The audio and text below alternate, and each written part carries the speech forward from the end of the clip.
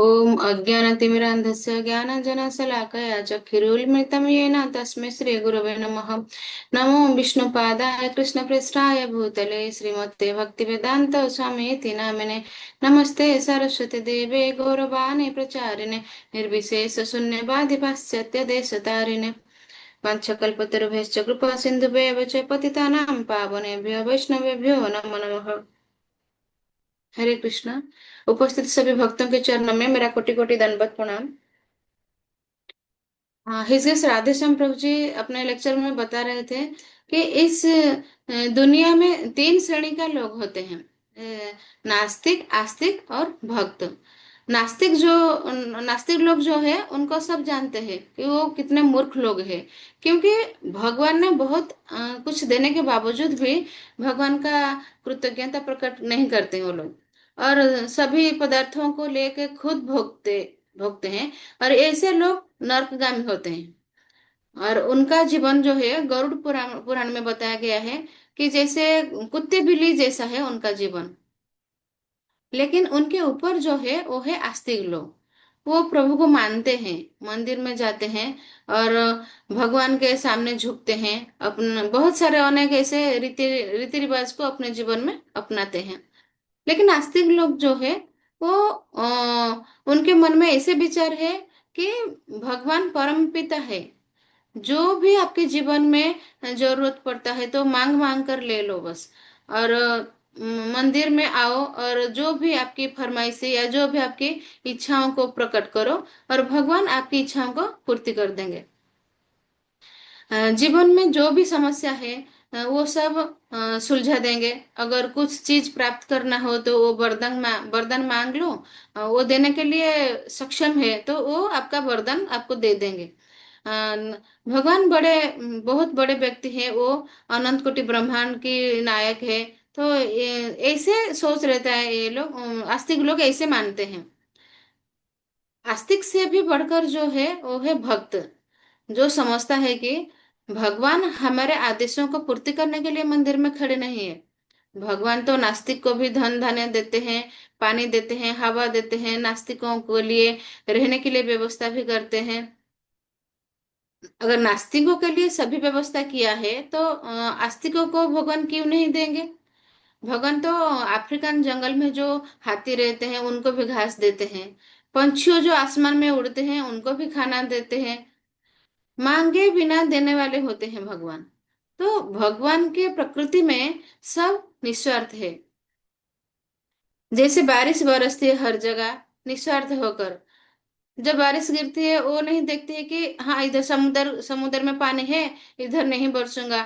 या रेगिस्तान में पानी नहीं है, सिर्फ इधर ही पानी चाहिए तो इधर ही पानी मतलब बारिश बरसेगा, ऐसे नहीं। भगवान हर जगह अपना मतलब बारिश वो निस्वार्थ होकर बारिश वो देते हैं। सूर्य अपनी रोशनी और ताप हर जगह ऐसे निस्वार्थ होकर वो देते हैं। हवा भी बह रही है निस्वार्थ होकर। तो धरती से अनेक धन धान्य जैसे फल फूल आदि भी हमें प्राप्त होता है, वो सब निस्वार्थ होकर भगवान का प्रकृति हमें देते हैं। तो भगवान की प्रकृति में से प्रकृति जो है वो किसी के लिए भी पैसा नहीं लगती। वो भगवान मुफ्त में सब जीवों को सब कुछ देते हैं। उनको मांगना क्या है। हाँ, हम क्या करते हैं, हमेशा मांगते रहते हैं। लेकिन उनको मांगने की जरूरत ही नहीं है। तो भगवान के भक्त समझता है कि भगवान हमें बिना मांगे इतना कुछ दिया है, तो भगवान को हम बस प्रेम ही करना चाहिए। भगवान के पास मंदिर में जाके कृतज्ञता प्रकट करना चाहिए। भगवान के सामने झुकना, भगवान के कीर्तन आदि करना, ये सोच रहता है भक्तों का। और खास करके भक्त क्या करता है, भगवान के बारे में समझने के लिए गीता भागवतम पढ़कर भगवान के बारे में वो समझने के लिए, भगवान का रूप गुण लीला के बारे में वो समझता है। भगवान अपने धाम में कैसे भक्तों के साथ प्रेम का आदान प्रदान करते हैं, और वैसे भी मैं कैसे भगवान के प्रेम भक्ति में जुड़ूं और उनके लिए सेवा दूं, हमेशा इसे प्रयास करता रहता है। इसीलिए प्रभुपाद जी अपने गुरु को हमेशा पूछते रहते हैं कि कुछ सेवा हो तो बताइए। प्रभुपाद जी अपने गुरु से कुछ मांगा नहीं है, वो देने के लिए गए, लेने के लिए नहीं गए। तो इधर आस्तिक लोग जो है वो मंदिर जाता है लेने के लिए, मांग मांग कर भगवान से अपना इच्छाओं का पूर्ति करने के लिए ऐसे प्रार्थना करते करके मांग मांग के कुछ लेना चाहता है हमेशा। और भक्त जाता है मंदिर में देने के लिए। जैसे क्रिश्चियन लोग होते हैं चर्च में जाते हैं तो अपने गॉड के पास प्रे करते हैं कि हाँ भगवान, हमें ब्रेड दीजिए खाने के लिए, हमें कपड़ा दीजिए पहनने के लिए, घर दीजिए, डिग्री दीजिए, हमको सुखी रखिए। तो वो अपने के लिए मांगते रहते हैं। लेकिन भागवत सिखाता है मांगो मत, भगवान को दो। मंदिर में जाकर फल दो, फूल दो, प्रणाम करो भगवान को, चरण कमल में जाके ऐसे प्रार्थना करो।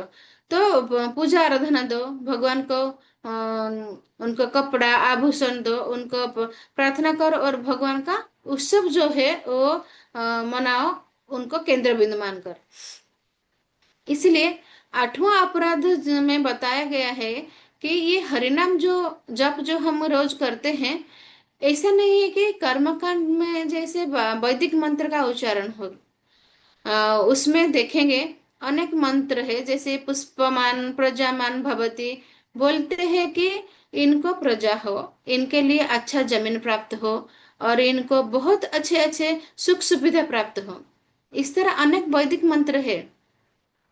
लेकिन भगवान के भक्त जानता है कि हम उन वैदिक मंत्रों जैसे भगवान से मांगते नहीं है। हरे कृष्ण का मतलब है कि हे राधा रानी, हे कृष्ण, हमें सेवा दीजिए। सेवा सेवा मांगते रहते हैं भक्त लोग। तो नास्तिक आस्तिक और भक्त में इस प्रकार का अंतर बताते हैं प्रभु जी। और नास्तिक मतलब जो सोचता है कि बाकी कुछ नहीं, मैं ही बस सब कुछ हूँ, जैसे हिरण्यकशिप सोचता था, और क्या हो मर मिटा। और आस्तिक लोग हैं वो देवता लोग, जैसे जैसे कि देवता लोग सोचते हैं कि भगवान बहुत अच्छे हैं, जब भी समस्या हो तो दुग्ध सागर में पहुंच जाओ, दंडवत करो भगवान को, और या भगवान को याचना करो, भगवान असुरों को मिटा देंगे और हमें खुशी से इस दुनिया में रहेंगे। ऐसे देवता लोग सोचते हैं इस दुनिया में कोई भी खुशी हमेशा के लिए इधर नहीं रह पाता है। लेकिन भक्त लोग जो है वो जानते हैं कि इस दुनिया में, ये जो दुनिया है ये क्षण भंगुर है, नश्वर है। लेकिन भगवान के धाम जो है वो शाश्वत है, अमृत तत्व है। ये समझकर भक्त लोग भगवान की भक्ति करते करते वैकुंठ लोग पहुंच जाते हैं, भगवान के धाम पहुंच जाते हैं। इधर भी सेवा उधर भी सेवा, शाश्वत काल के लिए सेवा भगवान को देना है। ये भक्तों का मनोभाव है। अगर इस मनोभाव लेकर जो भक्ति करता है तो उसको किसी भी तरह का चिंता नहीं है, और भगवान उसको शुद्ध भक्त के रूप में स्वीकारते हैं। और ऐसे ही भक्त दुनिया को भलाई कर सकते हैं। और नहीं कि जो भक्त लोग लेने के मूड में हमेशा रहते हैं, वो दुनिया के लिए कुछ भलाई नहीं कर सकते हैं, क्योंकि वो बस स्वार्थ रहता है उनका, वो अपने के लिए बस भगवान को प्रार्थना करते मांगते लेते हैं। लेकिन शुद्ध भक्त जो होते हैं वो मतलब दुनिया का जितने भी सारे जीवों का उद्धार करने के लिए हमेशा प्रयास करते रहते हैं। तो सब देने के लिए मूल भगवान के पास जाना चाहिए, ऐसा शास्त्र कह खास करके भागवत सिखाता है कि हमें भगवान के पास जाके उनको कुछ समर्पण करना चाहिए, हमारा भक्ति हो सेवा हो, भगवान को देना चाहिए। और हम हरिनाम करते जाएंगे, राधा और कृष्ण को सेवा मांगते जाएंगे, ये जो हमारा चित्त शुद्ध होकर देने की जो भावना हमारे अंदर वो जग जाएगा। लेकिन जरूरत नहीं लेने की, जो जरूरत नहीं कुछ भी, हमें भगवान से कुछ लेने की जरूरत नहीं। जैसे माता पिता बच्चों को संभालते हैं, उसी प्रकार भगवान हमको संभालेंगे, मांगे बिना वो हमें संभालेंगे, सब कुछ दे देंगे। क्योंकि हम कुछ ऐसे, जैसे कि माता पिता हमें, मतलब एक बच्चा जन्म होता है तो वो कुछ मांगता नहीं है कि मुझे खाना दो या कुछ मेरा सेवा करो, वो कुछ भी नहीं मांगता। लेकिन माता पिता अपना कर्तव्य के हिसाब से उसका पालन पोषण करते हैं। वैसे ही भगवान को हमें अगर कुछ मांगे भी नहीं, फिर भी वो हमें दे देते हैं सब कुछ, सब सुविधा हमारे लिए वो पहले से ही कर चुके हैं। लेकिन हम अगर देने के मूड में जाएंगे तो भगवान प्रसन्न होते हैं कि हाँ, ये जीव को देखो, कुछ मांगता नहीं है, प्रेम से सेवा देता है। तो भगवान उसे बहुत संतुष्ट होते हैं। भगवान बोलते हैं, मेरे भक्त प्रेम से जो छोटे से छोटे उपहार भी क्यों ना दे, पत्र हो, पुष्प हो, फल हो, जो भी उनको प्रेम से मैं वो देते हैं, मैं स्वीकार करता हूँ। लेकिन अभक्त जो होते हैं, जैसे कि दुर्योधन, जैसे वो लोग 56 भोग भी क्यों ना दे, हमको तृप्त नहीं करता, ऐसे भगवान बताते हैं। तो इसीलिए हम लोग इस भक्ति मार्ग में प्रभुपाद की किताबों को नियमित रूप से पढ़ने से ये सब विषय हमको पता चल जाएगा। और हरि नाम करते करते उसका जो प्रैक्टिकल एप्लीकेशन करके हम इस दिव्य ज्ञान को प्राप्त कर सकते हैं, और हमारा चित्त शुद्ध हो जाएगा उससे। और एक दिन आएगा कि हम सब शुद्ध भक्त बन सकते हैं।